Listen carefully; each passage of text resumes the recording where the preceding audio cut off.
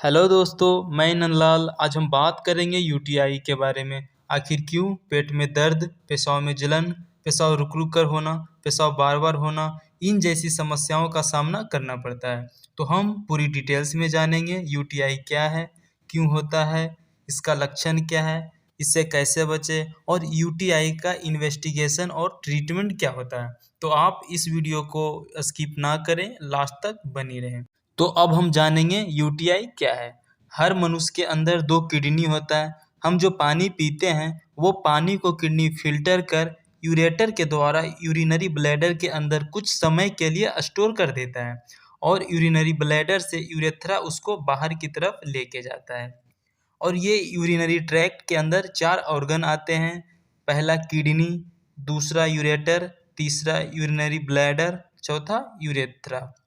इन चारों ऑर्गन में से किसी एक का इन्फेक्शन हो तो उसे हम यूरिनरी ट्रैक्ट इन्फेक्शन यानी यूटीआई कहते हैं। अब जानेंगे यूटीआई क्यों होता है। यूटीआई इन्फेक्शन ज़्यादा महिलाओं में होता है और यह 3 प्रकार के इन्फेक्शन होता है। पहला बैक्टीरियल इन्फेक्शन, दूसरा वायरल इन्फेक्शन और तीसरा fungal infection. Most commonly UTI bacterial infection ही होता है और यह यूटीआई 10 गुना पुरुषों के मामले महिलाओं में ज़्यादा होता है, क्योंकि ये जो यूरेथ्रा की ओपनिंग होती है उसकी लोकेशन ही ऐसी होती है कि इन्फेक्शन होने का चांस काफ़ी ज़्यादा होता है। वह विजाइना के भी पास होता है और एनल के भी पास होता है। विजाइना जहाँ यूरिन की ओपनिंग होती है और पीरियड के दौरान जो ब्लड आता है वो यूरेथ्रा की ओपनिंग दोनों बिल्कुल पास होती है, जिसके कारण पीरियड के दौरान इन्फेक्शन होने के चांस बढ़ जाता है, क्योंकि विजाइना की इन्फेक्शन हुए तो आसानी से वो यूरेथ्रा में शिफ्ट हो सकता है और वहाँ से वो यूरिनरी ब्लैडर में जा सकता है। दूसरा रीज़न होता है, अगर आपको गैस्ट्रोइंटेस्टिनल यानी आंतों का इन्फेक्शन हुआ तो वो एनल के रास्ते यूरिनरी ब्लैडर तीसरा में रीजन है इन्फेक्शन जा महिलाओं सकता के है। अंदर जो इसके यूरेथ्रा की कारण भी लेंथ फीमेल होती में है यूटीआई वह बहुत इन्फेक्शन छोटा होता है हो पुरुषों सकता के है। मुकाबले। इसके कारण जो इन्फेक्शन होता है वो यूरिनरी ब्लैडर में चला जाता है।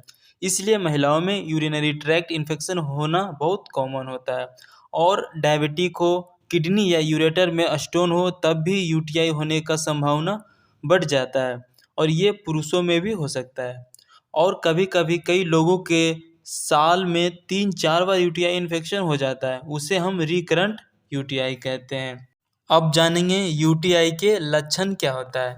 पेशाब में जलन होना, पेशाब रुक रुक कर आना, पेशाब बार बार होना, पेशाब में ब्लड आना, पेशाब का कलर चेंज हो जाना, पेट और बैक में दर्द होना। और अगर यूटीआई इन्फेक्शन किडनी की तरफ चला जाता है तो फीवर आना, जी मचलाना या उल्टी होना, ये सब भी सिम्टम देखे जाते हैं। दोस्तों, ट्रीटमेंट हम आगे जानेंगे। पहले जान लेते हैं यूटीआई से कैसे बचें। हमें आदत डालनी चाहिए कि पानी खूब पिएं। अगर हम पानी ज़्यादा पीते हैं तो ज़िंदगी में कभी यूटीआई इन्फेक्शन होगा ही नहीं, क्योंकि यूरिन के साथ बैक्टीरिया फ्लश आउट होकर बाहर निकल जाता है। और दूसरा, यूरिन को रोक कर नहीं रखना चाहिए। कई लोगों की आदत होती है, अपने कामों में बिजी हो गए, मूवी सीरियल देख रहे हैं तो यूरिन को होल्ड कर लेते हैं, जो कि यह गलत है। ऐसा नहीं करना चाहिए। और तीसरा, फिजिकल रिलेशन बनाने के बाद यूरिन जरूर पास कर लेना चाहिए। चौथा, स्टूल पास करने के बाद ध्यान रहे प्राइवेट एरिया को आगे से पीछे की तरफ सफाई करनी चाहिए, क्योंकि जब आप पीछे से आगे की तरफ करोगे तो जो एनल का इन्फेक्शन यानी स्टूल पास करने का एरिया है वहाँ का इन्फेक्शन यूरिन ब्लैडर में जा सकता है। इसलिए सफाई हमेशा आगे से पीछे की तरफ करना चाहिए और लोअर गारमेंट्स भी लूज पहनना चाहिए, ताकि विजाइनल इन्फेक्शन और यूटीआई होने का टेंडेंसी कम हो। दोस्तों, अब बात कर लेते हैं यूटीआई में कौन कौन सा इन्वेस्टिगेशन कराया जाता है। यूटीआई मरीजों को यूरिन रूटीन के अलावा यूरिन कल्चर सेंसिटिव टेस्ट भी कराया जाता है। उससे पता चलता है आपके अंदर कौन से इन्फेक्शन, बैक्टीरिया या फंगस ग्रो कर रहा है और उसी के अकॉर्डिंग किस एंटीबायोटिक के लिए सेंसिटिव है और उसी एंटीबायोटिक को थोड़ा लंबे टाइम तक चलाया जाता है। कभी कभी इन्फेक्शन ज़्यादा बढ़ जाता है तो ब्लड टेस्ट सीबीसी भी करवाना पड़ सकता है।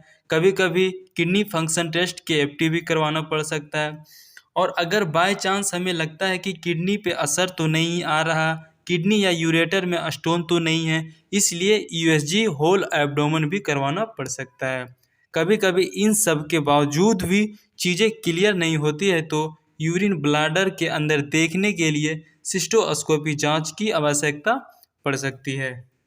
तो फ्रेंड्स अब बात करेंगे यूटीआई ट्रीटमेंट की।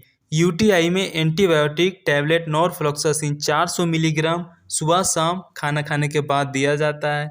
नॉरफ्लॉक्सासिन की जगह कई डॉक्टर निट्रोफ्रंटवाइन 100 मिलीग्राम सुबह शाम या सुबह दोपहर शाम 3 टाइम खाने के बाद देते हैं और इसका रिजल्ट काफ़ी बेहतर है। साथ में सिर्फ अल्कासिब 10 ml आधा गिलास पानी के साथ दिन में 3 टाइम दिया जाता है और ज़रूरत पड़ने पे टैबलेट यूरी अस्पास खाने के बाद सुबह शाम भी दिया जाता है। और अगर पेट में दर्द हो तो कोई एक स्पास्मोडिक टैबलेट भी दिया जाता है और यूटीआई में इंजेक्शन अमिकासिन भी लगाया जाता है। अगर एसिडिटी बने तो साथ में पीपीआई कैप्सूल भी दे सकते हैं। और हाँ फ्रेंड्स, यह जानकारी आपको कैसा लगा कमेंट कर ज़रूर बताएं और चैनल को लाइक सब्सक्राइब जरूर कर दें। और दोस्तों, ये सारी जानकारी सिर्फ मेडिकल स्टाफ और लोगों को अवगत कराने के लिए बनाया गया है। अपनी बीमारी का इलाज खुद ना करें, डॉक्टर को अवश्य दिखाएं ताकि आपके कंडीशन के हिसाब से आपका इलाज हो सके। Thank you.